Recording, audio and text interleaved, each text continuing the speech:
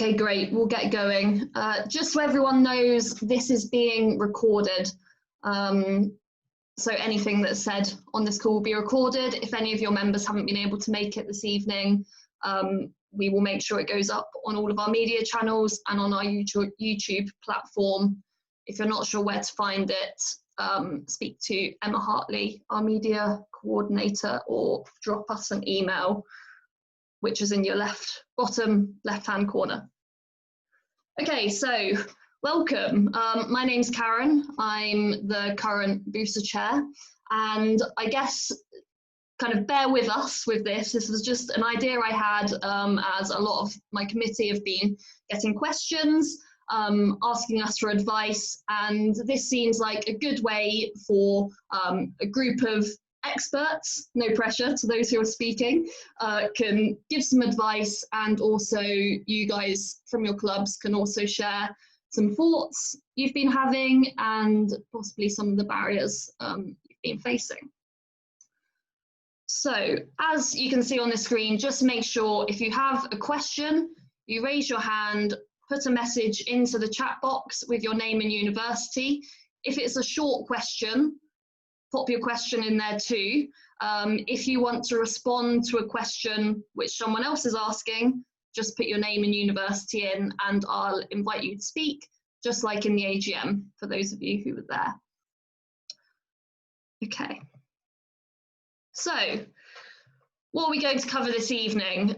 First of all, we're just going to go over the current guidance, which we believe is applicable to you guys. So we're going to have a look at key government advice, RYA advice, our own advice, and also BUCS advice and their plans for the year. We'll then just quickly go over our proposed calendar, so you guys have got an idea of dates and can jot those down, and then we'll go through some more detailed elements regarding planning for the year ahead. So we'll start with some insurance advice, and then we'll have a look at different elements of University Sailing Club activities. At the end, we'll have a question and answer session, and our expert speakers will be able to give their thoughts, and also anyone is welcome to input with thoughts or advice you either have or you've been given by external individuals. So we'll start with government advice. Probably worth screenshotting this or taking this link down. On this page, all of the most up-to-date government advice is there. So it's a really good link to have, probably to favourite, so you can just keep checking up on it, especially as we know some recent changes have come in over the last few days. So this was quite a hard slide to put together, but I just wanted to go through some of the key areas which I think you guys, especially in your committee, should know and should be reminding your members. So firstly, the symptoms of COVID, everybody should know: continuous cough, high temperature, loss or change in sense of taste or smell. If anyone, doesn't need to be inside the club, anyone you know at university has any of these symptoms, just prompt them to maybe go and get a test. If you develop these symptoms, go and get yourself a test. The important thing here, which is useful to know, is the amount of time you should be self-isolating. So if you're the individual who has the symptoms, it's 10 days. If you live with an individual who's developed those symptoms, it's 14 days. Again, this is just useful information for you to know if anyone asks you, or if you want to refer to the government guidelines at the top there.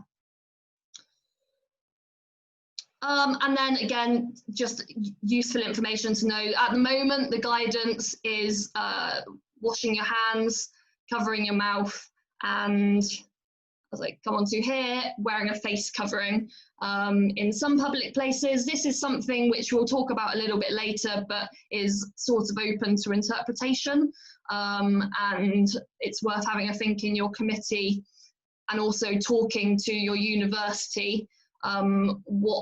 what protocols they're putting in place. So it would make sense for your club to follow the guidance your university or your student union are suggesting. And then the last area, which obviously is going to be something we all need to think about, is around cleaning and disinfecting any touched objects and surfaces regularly. And Keith from KSL is going to talk to us a little bit later about a possible solution which you guys can use. Okay, so going on to RYA Advice, I'd like to welcome Neil. Neil McLeod, who's the Racing Services Manager from the RYA, and is just going to go through these next few slides and a little bit later on. So, Neil, if you're there. Yeah, thanks very much, Karen. Thanks for having me along. As Karen said, I'm the Racing Services Manager at the RYA. So as part of that role, I've been heavily involved in developing a lot of the guidance from the racing department that we've been putting out. But also a bit about me, my background.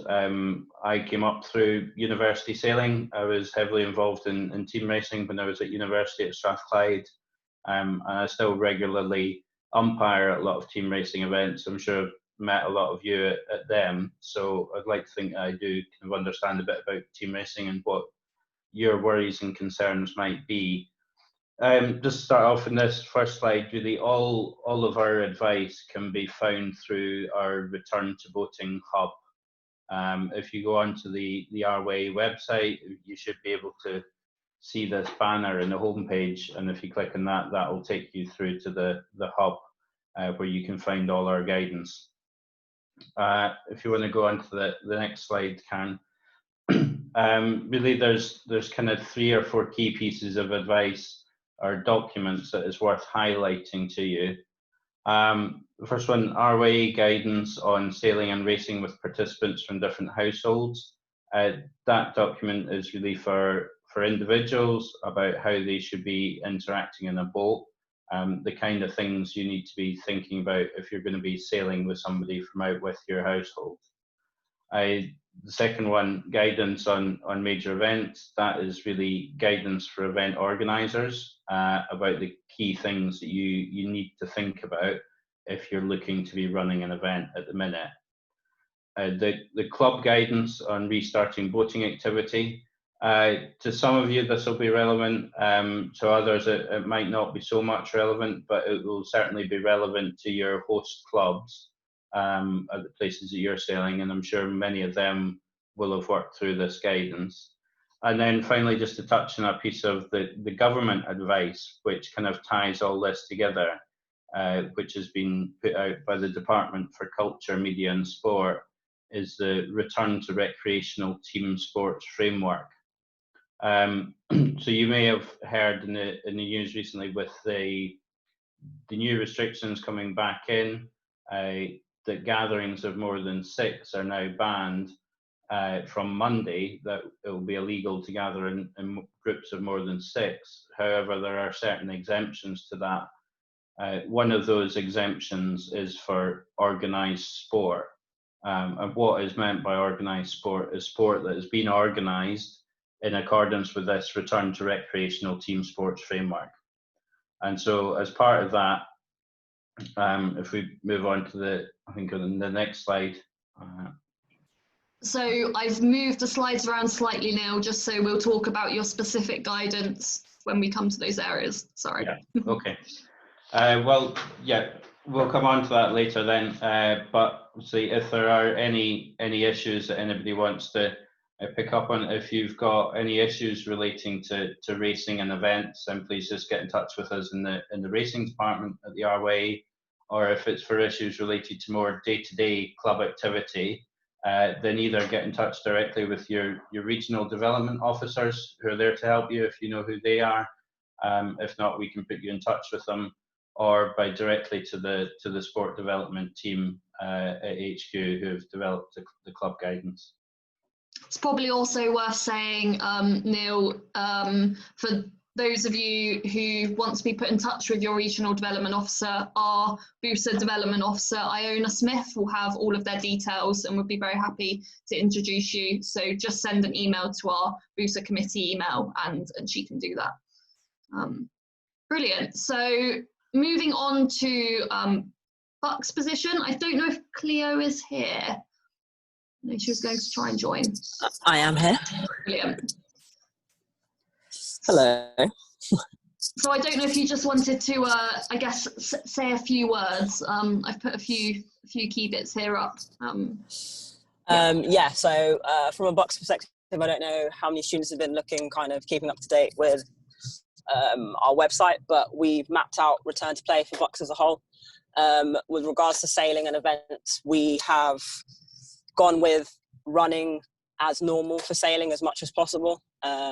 With every event, we will treat it in isolation. So for those that might be concerned around local lockdowns, further restrictions, it will be based on event to event, and we'll do it in discussion with obviously NGB guidance and BUSA, and the call will be made as early as possible. So obviously we can give people as much notice around it as possible.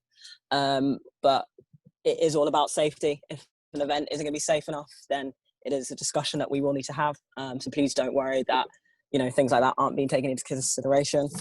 There are a lot of discussions going on with various different sports, and every sport's at different stages, but sailing's, I think, probably in one of the better positions than most of our sports. So we hope that we can continue and deliver a sailing season as normal as possible.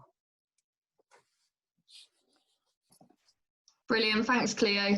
And again, if anyone has any questions for Cleo, just send them across to Hannah at the BUSA Sec email address, and she can then send them across to Cleo. Cleo is our main BUCS contact who we work with. So thank you for joining, Cleo. I think really you've covered everything I said there. Great. So then lastly, I guess just coming back to our guidance, which I'm sure many of you have seen, we've put this all over our media channels. Really, we're here to advise you. We are, as Cleo has said, we're working with all of the relevant external organisations. We're looking at the government guidelines, we're working with the RYA, we're working with BUCS, and safety is really of utmost importance to us. I've had some conversations with, I guess, our equivalent over in America with ICSA, and we're kind of on the same page in terms of what we're delivering and how we're delivering university sailing. And we discussed some things which we want to make sure happen. First one is freezing costs as much as possible this year. We realise it's going to be a difficult year, and universities may not be able to give you guys as much funding this year. So we want to preserve BUSA, and we also want to preserve, well, your clubs as well. And then also we want to make sure when we run events, they are of a quality that you know us for. So working with Cleo, working with our host clubs, we'll make sure the event can run as well as possible, or we'll postpone it.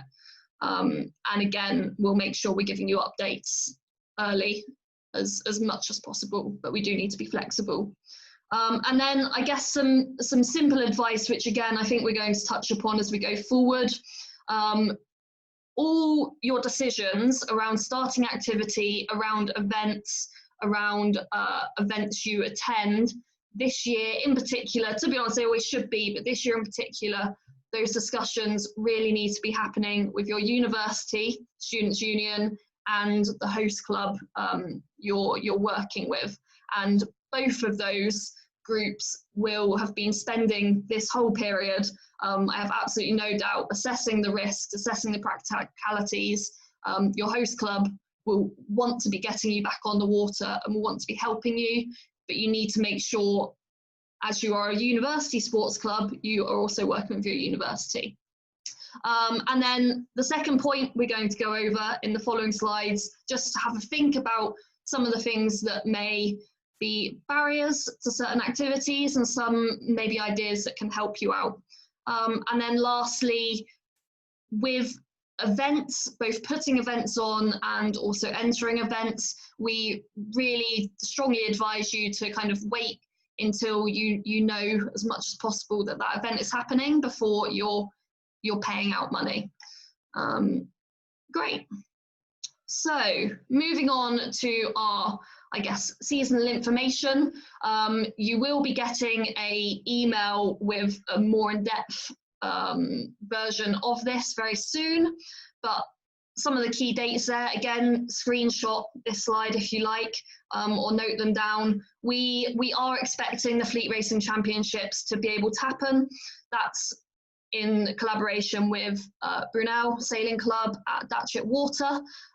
Conversations are ongoing with them, with our PRO, and with BUCS. We will let you know as soon as possible if that's not looking feasible, and we expect that that decision would be probably around 3 weeks or so before, just so you know. And then, as you can see, we have rough dates for our other championships. These are all subject to change, obviously, and you will be getting more information through in the coming days about the Team Racing Championship structure. Some of you will already have heard some information, but that will be coming in a more formal format probably tomorrow. And then lastly, at the bottom of the slide, you can see this is just a little reminder that if your university is hosting an event, make sure it's on our BUSA calendar. All of the university clubs use that. So make sure you're sending the information through. If you're not sure what should be in that information, just drop Hannah an email at busasec@gmail.com. The other important thing to mention here is I'm pretty sure we still don't have all of your up-to-date contact information. And if we don't have that, we can't be sharing updates on events. We can't be, key information that's coming out at the moment. So we really need that up-to-date information, and membership fees are also due quite soon. So once you get back to university, if you could just drop your athletic union an email to chase them on that, that would be brilliant. So that's all of the boring information out of the way, and we're going to move on to what you're all really here for, which is the guidance section of the webinar. So I'd like to introduce Malcolm Stewart, who is branch manager at A-Plan Commercial Marine Insurance. Malcolm has been brilliant and has been working with us for quite some months now to put together some guidance and kind of be there to support you guys in an area which I guess BUSA haven't given much guidance before this point. So we're looking to change that. So yeah, Malcolm, over to you. Thanks, Karen. I hope you guys can all hear me. A bit like Neil, when he gave you a sort of summary of where he came from university-wise. I went to Portsmouth University many years ago, and went through. I did a bit of team racing. I did quite a lot of yachting, so I understand BUSA. I kind of understand how the regattas and the events work. I did a bit of team racing, and so we understand how the mechanics work. And my job really is to advise the clubs and BUSA at the moment on how to protect you guys from an insurance standpoint. And really the key things that came out, and Karen, if you can go to the next slide, hopefully, cool. The key thing that came out of the review that we did at the early half of this year was that the public liability for the clubs really needs to be at 10 million. And there's significant reasons behind that, mainly in the event of any injuries or serious injuries. We need to make sure that the clubs and the event organisers have enough liability money in order to cover any costs of claims that come through. And 10 million, we're seeing more and more under the yacht clubs. The bigger yacht clubs and the bigger events have a minimum of 10 million public liability. So it seems prudent that we ensure that BUSA events with lots of young people at university with hopefully glittering careers ahead of them, should have the right level of cover. The boats at 3 million, most yacht insurance in the UK has 3 million for dinghies. It's not something that's going to be too difficult to get cover for. It's just making sure that you've all got the cover in place in the event that there is an accident. Then there is liability cover to cover any damage either to a person or to a boat. One of the key things that came out of a conversation I had at the dinghy show was road transit and boats zooming up and down the M6 with road trailers in some state of disrepair being insured, and making sure that the boats are covered is quite important.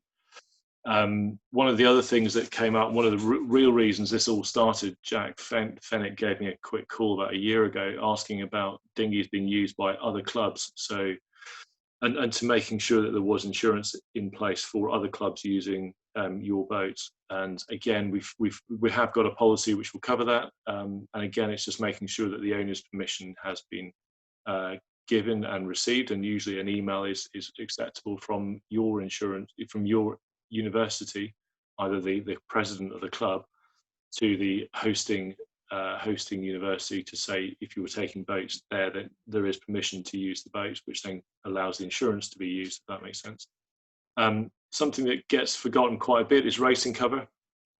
Arguably, it needs to be insured. A lot of clubs we have found in the past is that the universities will do the insurance. I mean, I don't know how many of you are actively involved in placing insurance for your sailing club.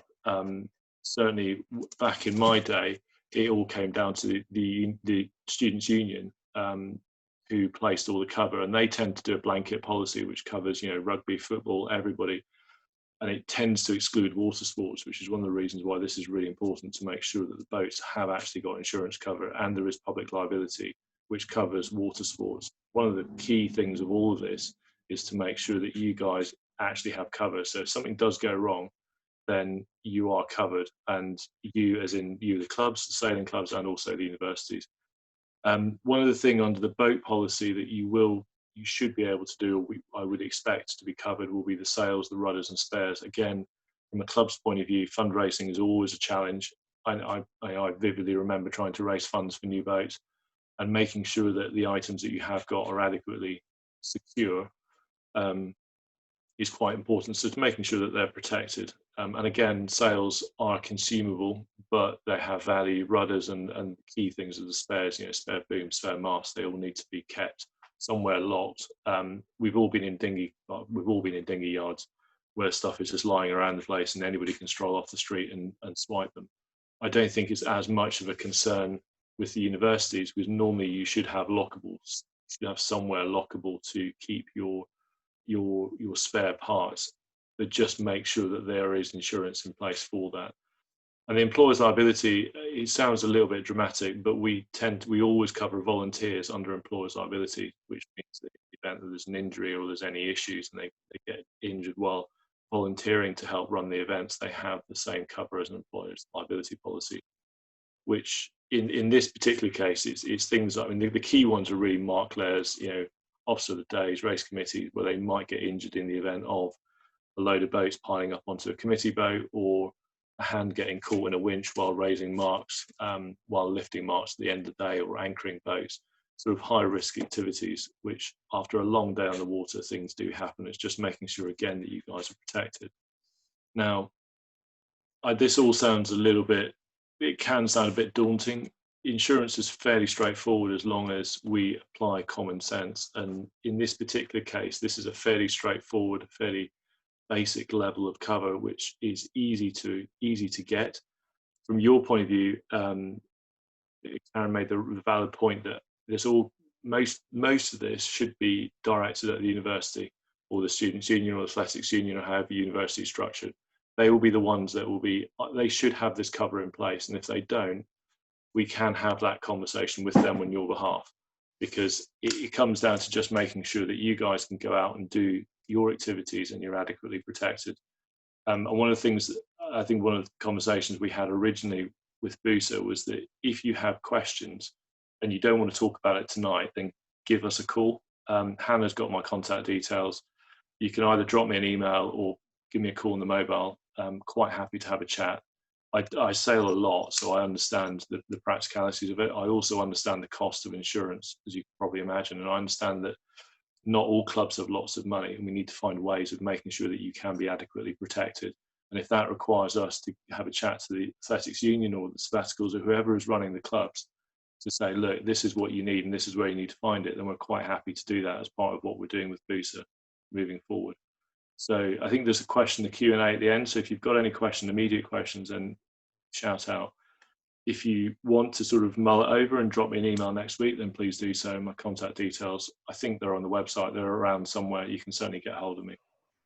Well, I'd also suggest at the end of this webinar, Malcolm, if you and Neil and Keith, if you guys all put your email addresses into the chat, and then people can take them down before they leave if needed. That's probably a good way to go forward. Brilliant. Thank you, Malcolm. Risk assessment. Neil, this is one of your slides, so I don't know if you wanted to quickly run through this. Yeah, sure.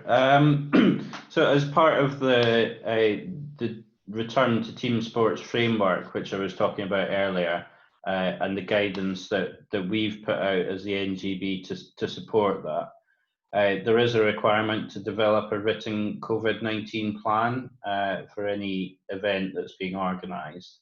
And really what that means is conducting a risk assessment to establish what the risks are in terms of transmission, and then putting in place sensible mitigations to be able to reduce those risks to a level which is as low as reasonably practicable.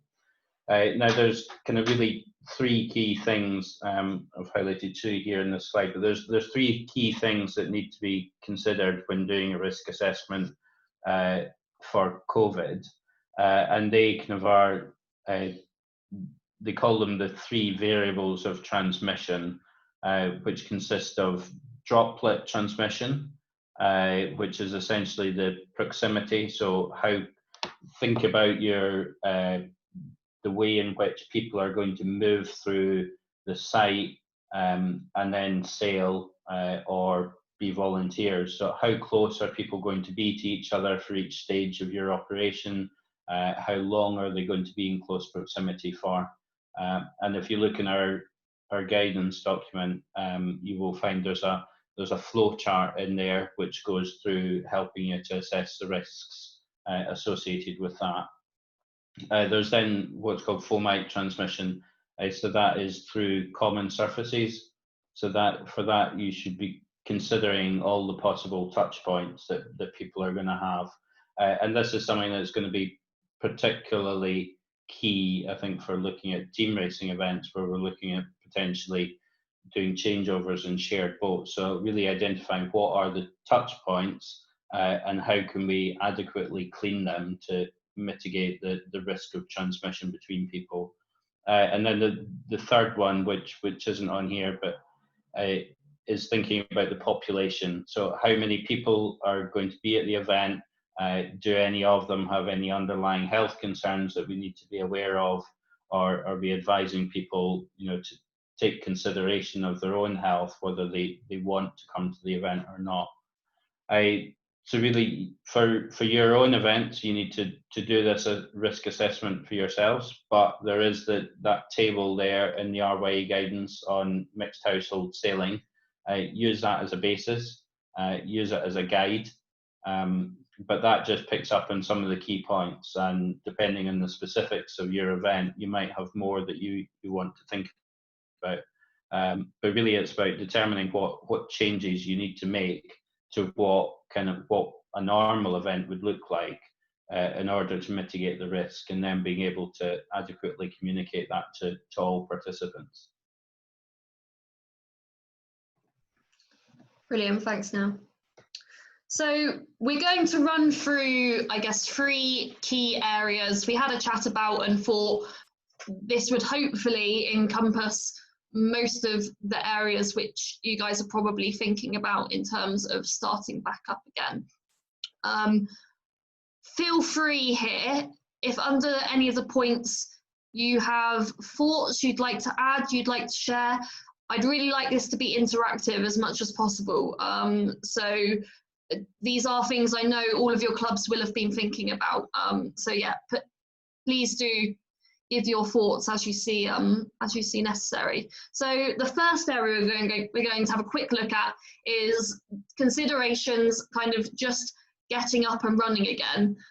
So just offering sailing for your students. So I guess the first thing you're all thinking about is how do you recruit new members this year? And I've kind of just put a few ideas down. So I guess the first thing is most universities, the Freshers' Fair, the Sports Fair is going to be going virtual.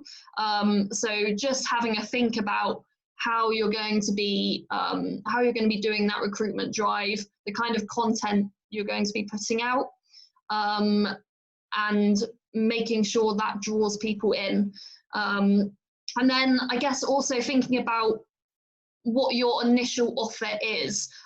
So have a think about things which you can kind of give new members straight away, which might be different to previous years.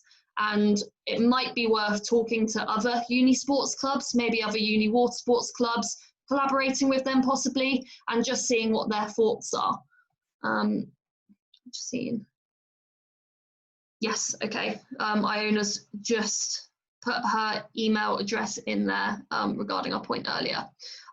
Yeah, I don't know if any other clubs have had a think about this and had any other ideas around recruitment.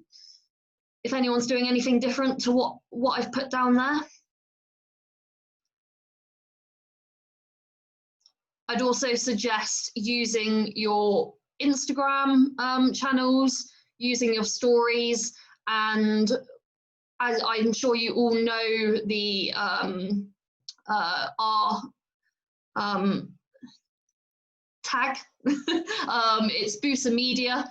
Make sure you're tagging us and we'll share everything you post. We've got quite a large following on Instagram now, so use that. And we will also be using Instagram for clubs to do takeovers like we have in previous years as well.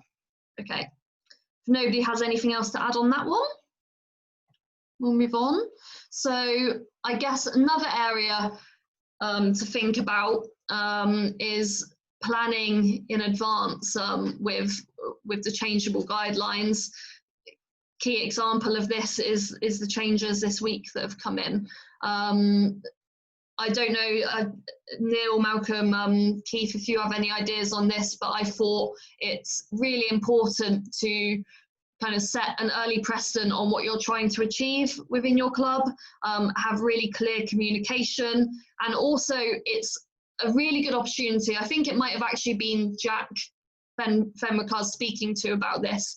It's a really good opportunity to be adaptable and to be creative and see it as almost a blank page, which you can work off.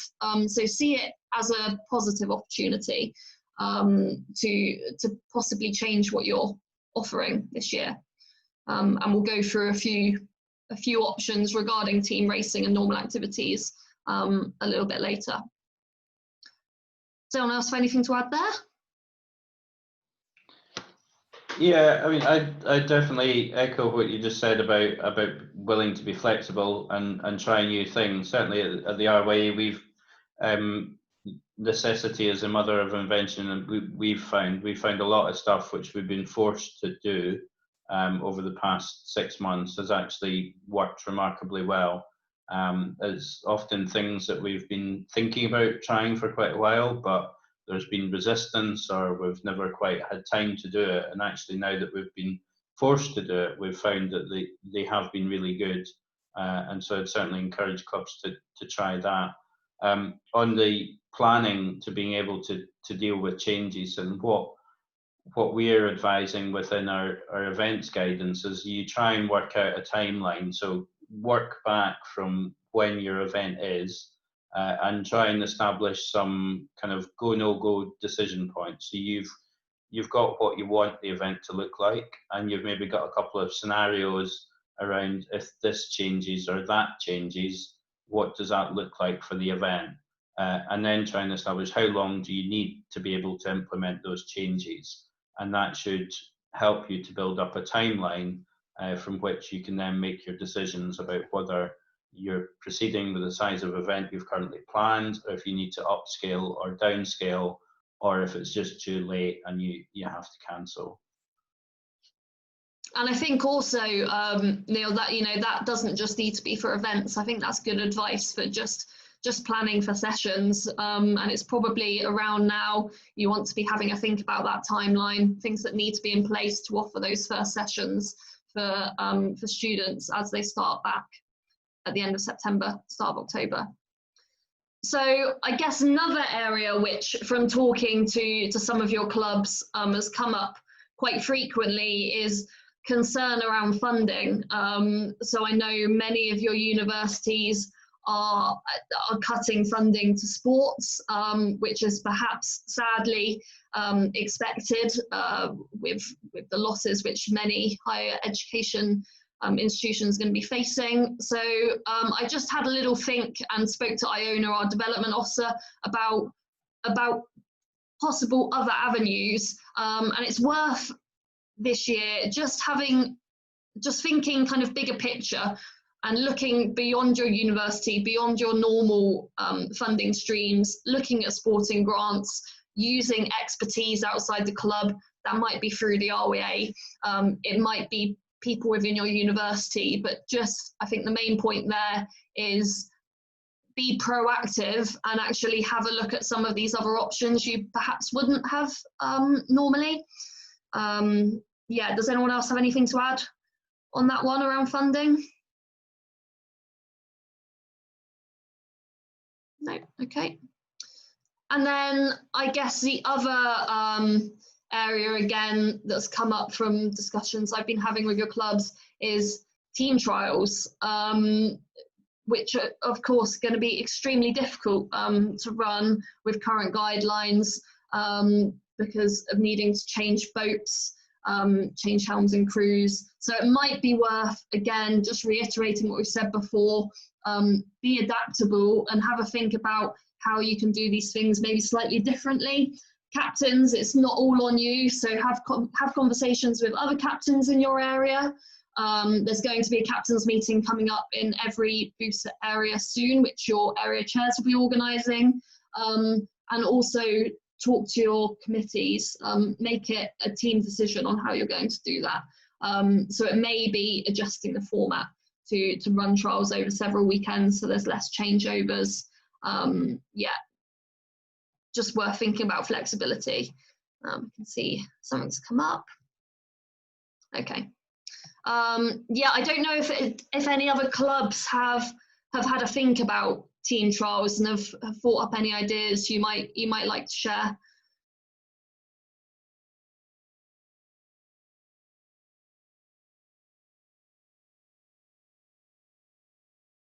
Okay, we'll move on. Feel free to mention anything in our question and answer section at the end if you haven't had any ideas. Don't be scared.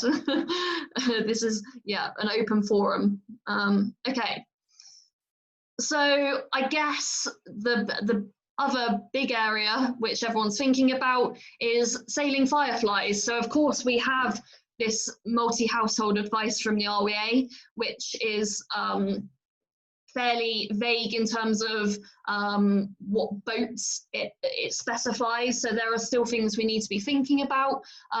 Most of these points here have come up from an SSS discussion, which Emily, our Scottish area chairs, kindly shared with us. So these are possibly just a few ideas to think about. So having 1 metre marks on your boat, it's very easy in a training session to forget where a metre is.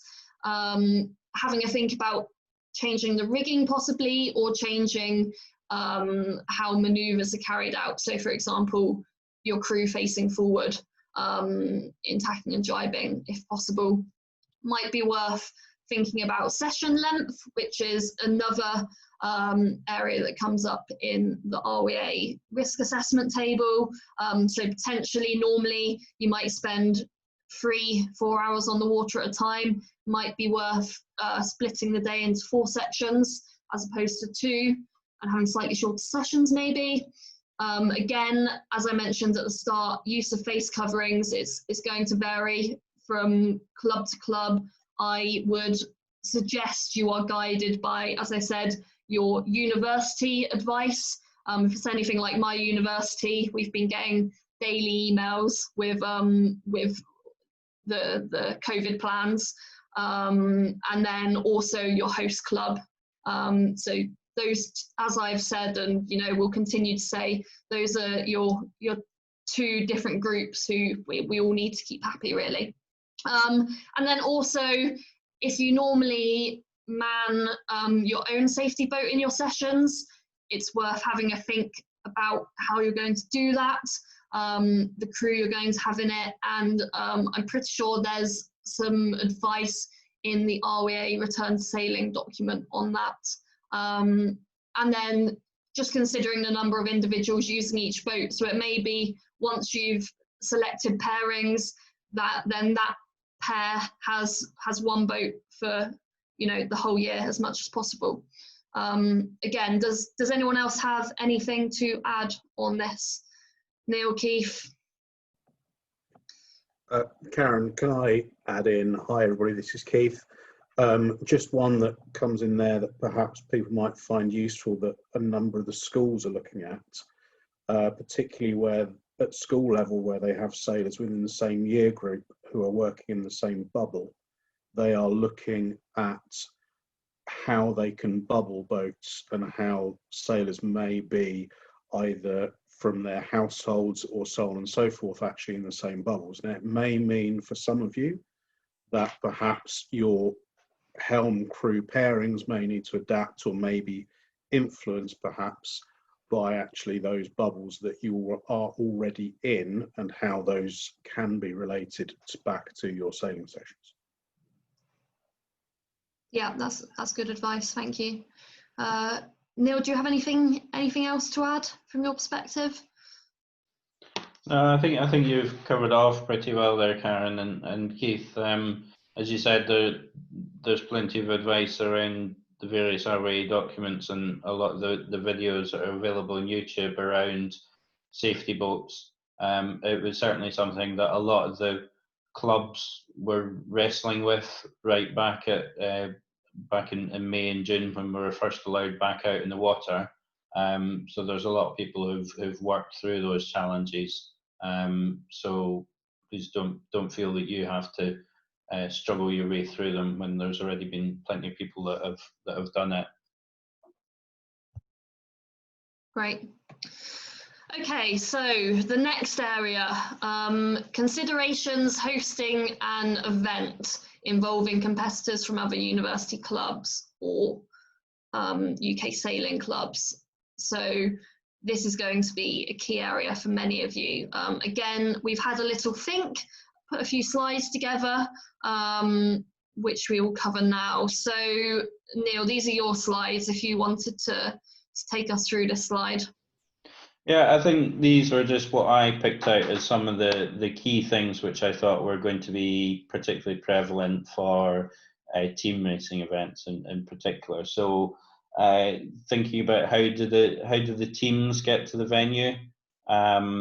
These quotes that I've put in here, these are from the government advice on return to team sports.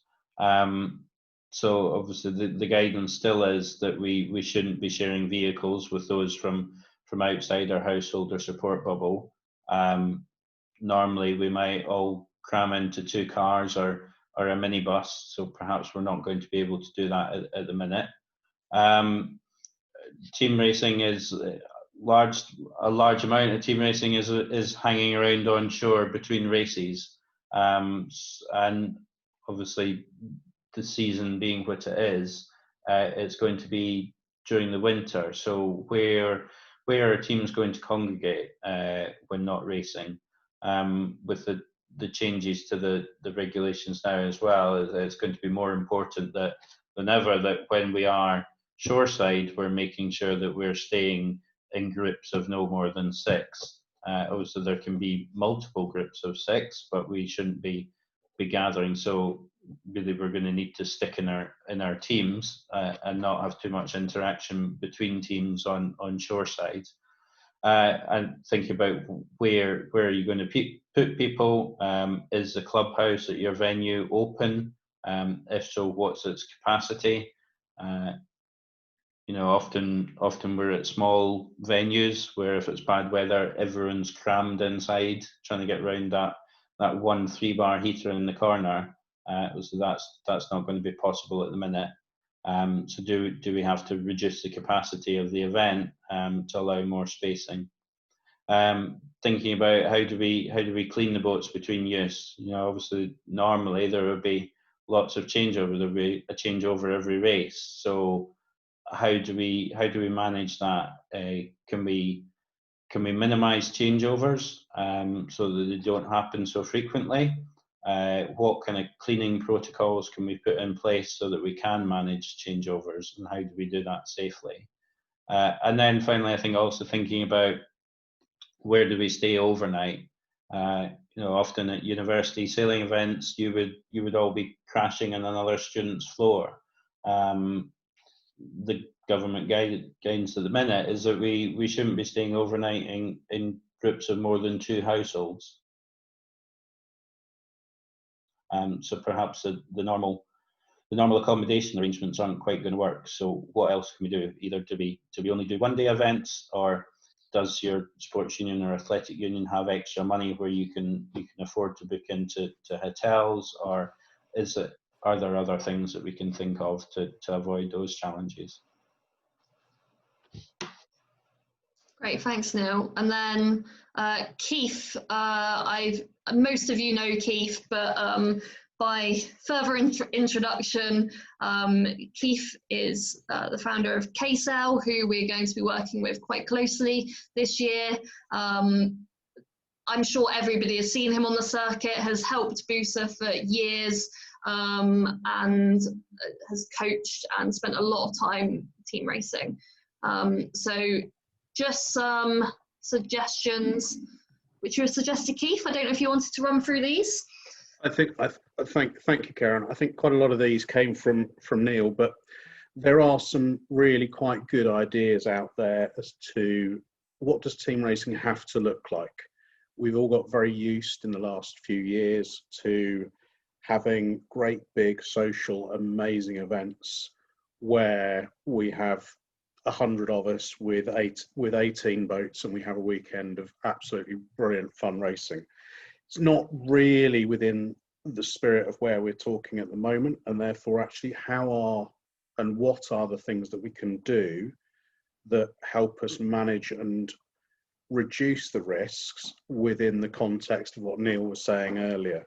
So where do those transmission points and those 3 key things of the droplet, the fomite, the population, how do we reduce each of those?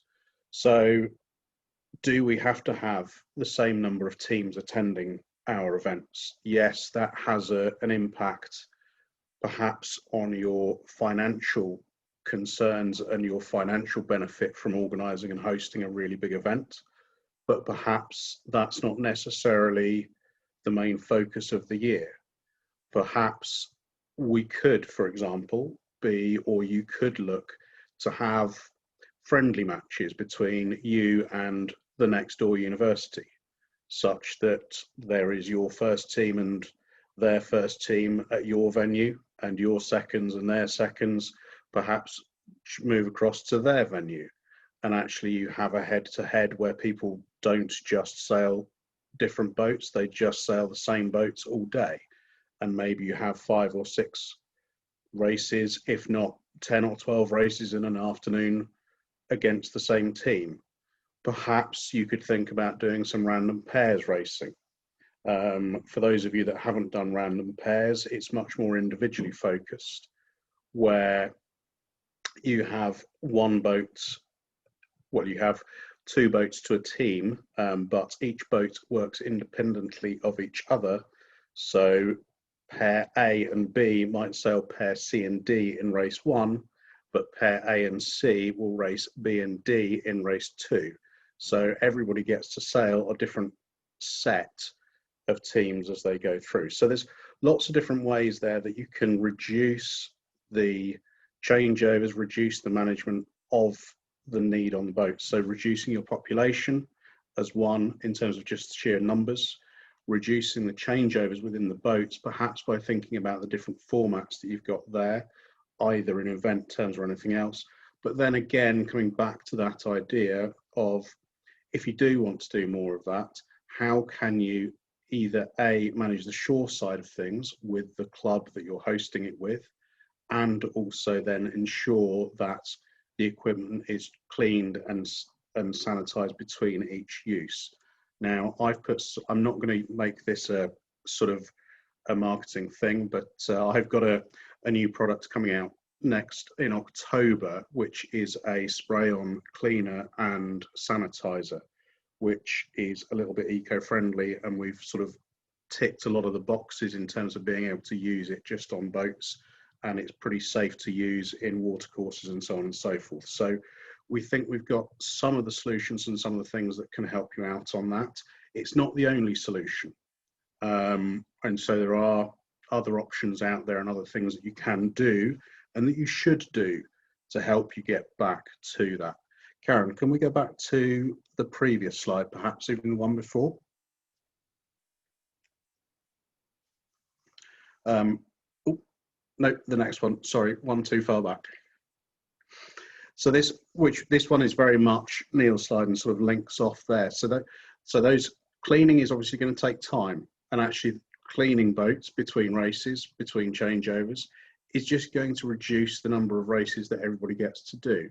So there's lots of different things here, which for you, if you're going to organise or you're going to host another team or other teams to you, what are the objectives and what are the things that you want to achieve from that experience? Is it that you want to try to replicate what you've had and we've had before, in which case there is a simple fact that you are not going to get as much racing as you've had before. You can't necessarily have as many teams coming along with you. So actually, what are the benefits for you and for the visiting teams? Are there other better ways to do it? And as the other one is there, is could we, and perhaps this is one for you guys as a community to think about, perhaps we could rethink how we organise into university competition as such, and perhaps we could think about having a ladder type sort of system where Cambridge go to Loughborough one weekend and then to Nottingham the following weekend and so on and so forth. But then we have a different cycle, you have a different cycle of events going on, and then we look at how we can score that across either regions or across a nation. And I'm not entirely sure how that could work, but perhaps one to throw out there to all of you to have a think about what options and opportunities there are out there. As Neil says, almost the adversity that we face with this, actually, we've got a blank sheet. Let's think about what are the opportunities there are there to go on it. Could you just hop forward again, Karen? Sorry to jump around. Yeah, so there's all sorts of things there. The other one that perhaps is one to think about, and why not, is most of you have got access to Fireflies. Most of you have got access to your own Fireflies. There's nothing stopping us running, or nothing stopping you necessarily organising or hosting an event where people bring their own boats and everybody team races in their own boats. Now, yes, I get the fact that the flights aren't matched and everybody's got different quality boats, but actually in the terms of what we're doing, it would give everybody a lot more racing, it would give everybody a lot more opportunity to get in. It does open up the question about checking, cleaning, drying in terms of moving between venues, but at the same time, it reduces a certain amount of your risks in terms of people ashore and what to do when you're managing people ashore, and as well then that question about people changing over and moving between boats and therefore what you have to clean between. So there's lots of different ways, and this sort of links back to your risk assessments from earlier on. What are the ways that are going to work for you with the objectives of the event or the planning that you want to do and what you want to get out of them? So hopefully lots of things there to think about. those questions and answers that you ask yourselves are going to be very unique to you and what your AU and your university policies are. Also, how you relate,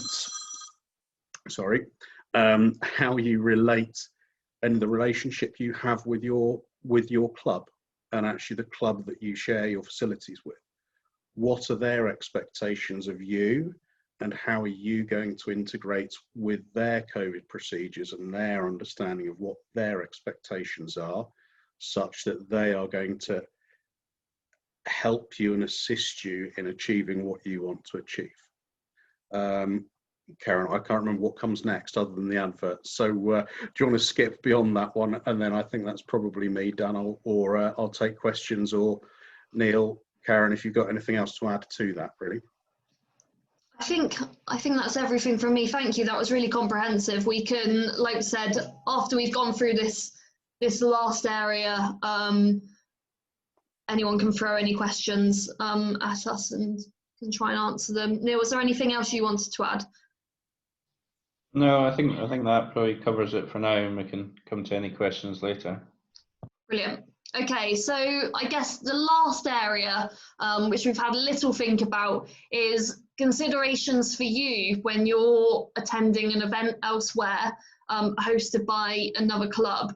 And again, these are just kind of some questions, some things to think about. So firstly, how are you going to get to the event, and where are you going to stay? I know had an email conversation earlier, and Malcolm made a very good point here in that it's this, like everything else, has to be a decision with your university around their policies and your host club. It's kind of it's not something that BUSA or the RYA can tell you what to do. It's a case of working together with your host club, with your university, to work out what's feasible. And then I guess I think it's important to think about, and from a BUSA perspective, I know that before all of our major championships, myself and my committee are going to make it very clear that there's an expectation on any university club who comes to stay within the guidelines, to socially distance. And from speaking to other large event organisers over the last few weeks to see how they've got on with this, they have said that they have just said kind of black and white, if anyone is seen to not be following the guidance, they will just be asked to leave. And I think the reason I bring this up is it's important for those of you on your club committees to be setting that expectation early on, because when you go away, like any other year, you are representing your club, your university, and BUSA. So just something to think about. And then also, I guess really this actually links back to the last section, but when you're hosting an event, have a think about, if you are visiting your own event, how much detail you'd want to know about adjustments and things that are being put into place to mitigate risk. And that might be a little bit different to previous years. Clubs might want to know a little bit more about what you're doing before they make the decision to pay entry and to attend. It's just something to think about, really. And then again, as Keith was saying, as we've all said, really, you have to work with your university, and to do that, it's probably worth thinking, how can you get your university to say yes? What have you thought about all of the details and everything that needs to be put in place to allow your team to go to an event elsewhere? Yeah, I don't know if anyone else has anything to add on that one. No? Okay. Oh, go on, Neil. I was just going to say around the communication. I think communication is really important.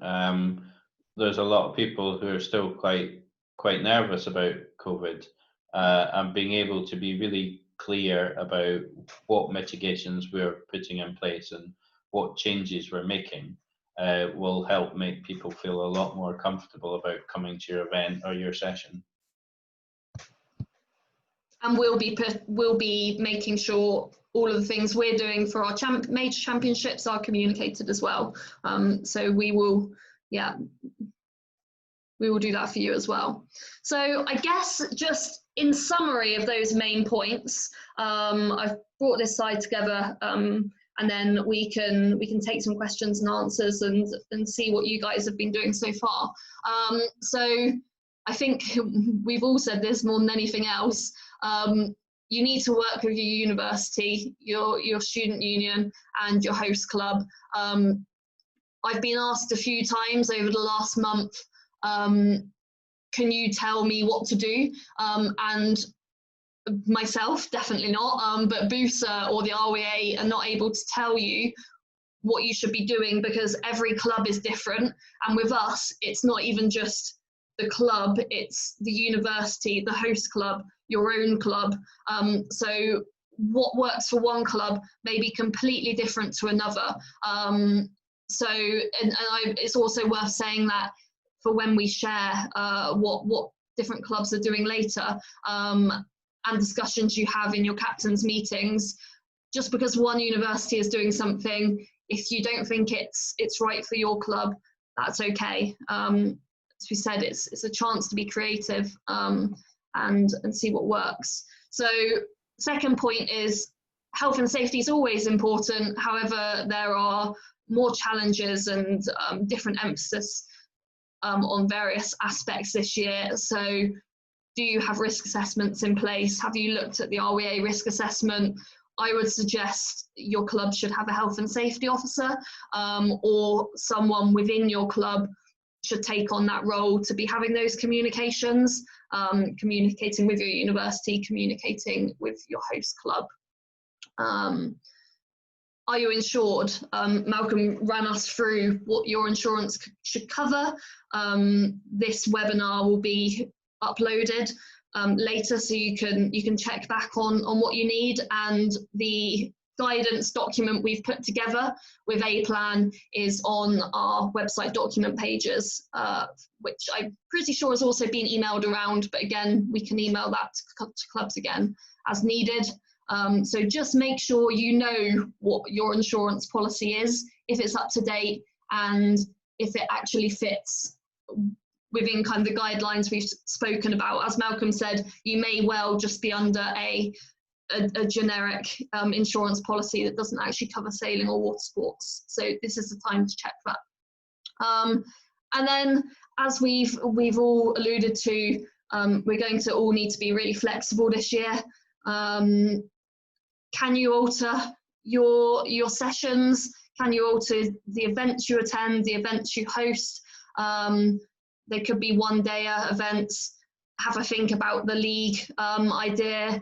And I feel very strongly that as a committee, we take your ideas forward and we consider them. So if you do have any ideas, please talk to your area chair firstly, and also feel free to email our committee email address. And then with event hosting, have many plans, consider all of your details, consider the risk. I think Neil's suggestion there about almost counting backwards and having things that need to be ticked off is a really good one. Also, if your event is planned for October time, it may be worth having a think. What I was saying in our kind of BUSA guidelines around, we will only be running events that we feel are high quality, and if we can't achieve that at a certain time, we will then consider a reserve date. It may be worth your clubs also thinking about that, or adjusting as needed, and making sure, this isn't on here, but I think really important to communicate any changes. So if you've made a Facebook event and have already started taking entries, if after this webinar you go away and think about changing your event, make sure that is communicated on your Facebook group and with teams who are entered or are thinking about entering. So yeah, I guess this is just an opportunity now. Sorry, that was quite long, quite a lot of information, for anyone to ask a question to Neil, Malcolm and Keith, or to share anything you've been thinking about. So yeah, just pop a message in the chat with your name and address. Okay, so Harry Tilling leads. So would you support the idea to require fully refundable deposits at a lower price for events to guarantee a commitment from teams or universities, stopping unis backing out last minute even if the event's going ahead, as per usual? Can I help answer that one, Karen? Yes, I'm just taking it in. I'm just reading it. You go ahead, Keith, while I read.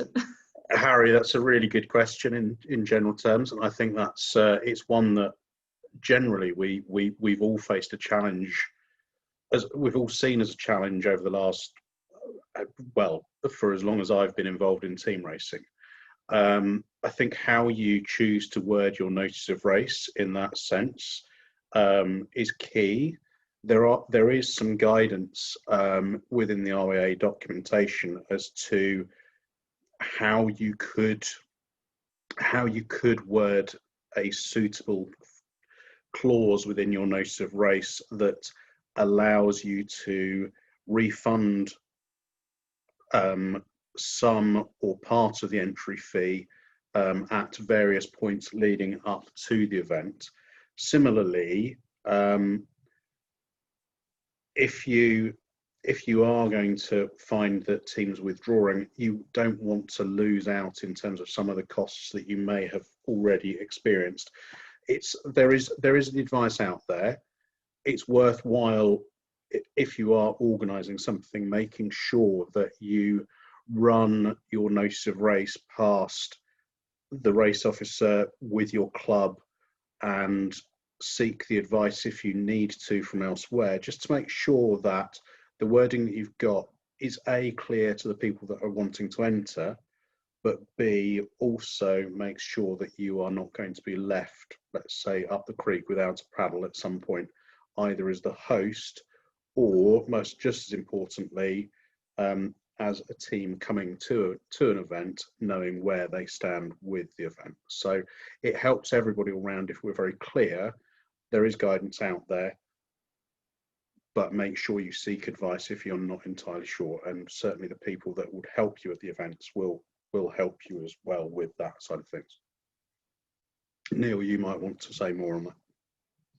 Yeah, I mean, I think I would just echo it. It's a really good point for all events, not just in COVID times, but in general terms. You know, we've with our own Eric Twynham Youth and Junior Championships, we've in the past had issues where weather has played havoc, and you know, you've been in that decision on a Thursday, Friday night, do we cancel or do we go ahead?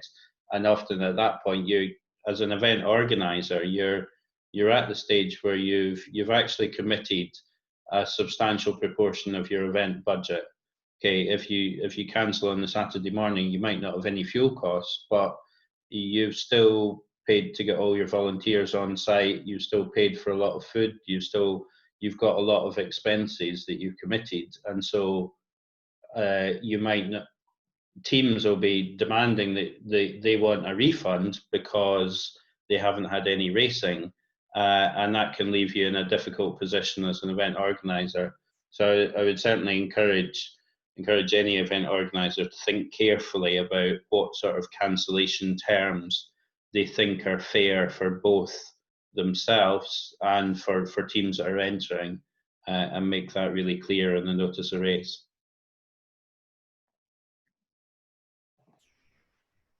Yeah, I'd completely echo what you've both said there. I think the key point coming out of that is the communication. and making sure you are communicating your decisions. If anyone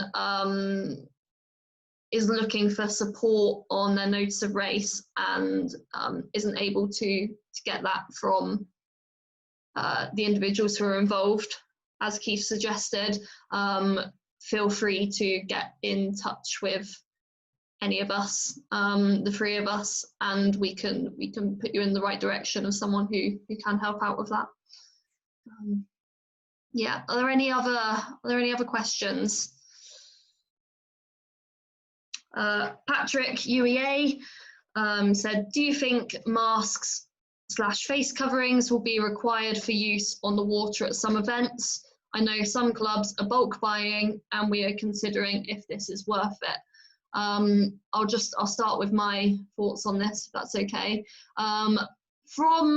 So again, I've been having lots of discussions with various event organisers and clubs over the last few weeks, and I do think this is something which it's kind of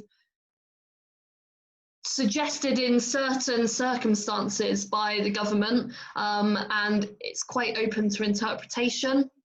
At the Match Racing Championship this last weekend, I really hope I don't get this wrong now, but they said face coverings had to be on when there was a chance you would come into closer contact than a metre, for example manoeuvres, but they could take them down if, for example, they were going on quite a long run. I think there are definitely benefits to wearing a face covering in a Firefly, as it's a pretty small dinghy, and in manoeuvres it's going to be very hard to keep that 1 metre distance. Yes, so I think there's some advice within this document. Keith's just put, but yeah, I think my point, I'm blabbering away now. I think it's open to interpretation, and it may be that you want to have them on while you're on shore and then take them off. But I think in Fireflies, it's very difficult to not put any mitigating measures into place. If I can just jump in, Ken, the link that Keith has put in the chat there through to our guidance on racing with mixed households, we weren't so rigid in it as to say that face coverings should be worn in all circumstances, because as we maybe touched on earlier, we're trying to cater to the whole breadth of the sport, and then in some cases it just might not be practical. But in other cases, it very much will be practical, and it's probably a useful mitigation. If we're sailing Fireflies and we're doing team racing of 10-minute races, it's probably not that much of an imposition to expect people to wear a mask for the duration of the race. And as Karen said, we did for the match racing event that was on this weekend, which was the first match racing event we've run post lockdown. We did insist that crews wore face masks on board, and it seemed to work reasonably well, and I don't think there were really any complaints about it.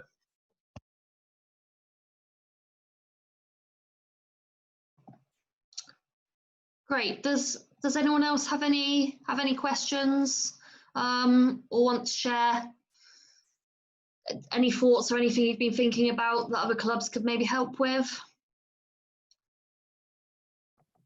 If not, like I said, with our new area committees, each of our area chairs and new area development officers will be hosting a captain's meeting in the coming week. And if you if you kind of speak to your area chair in advance and want more advice on any of these areas, I'm sure they can get in touch with me, and I can make sure someone is on that call who can advise further.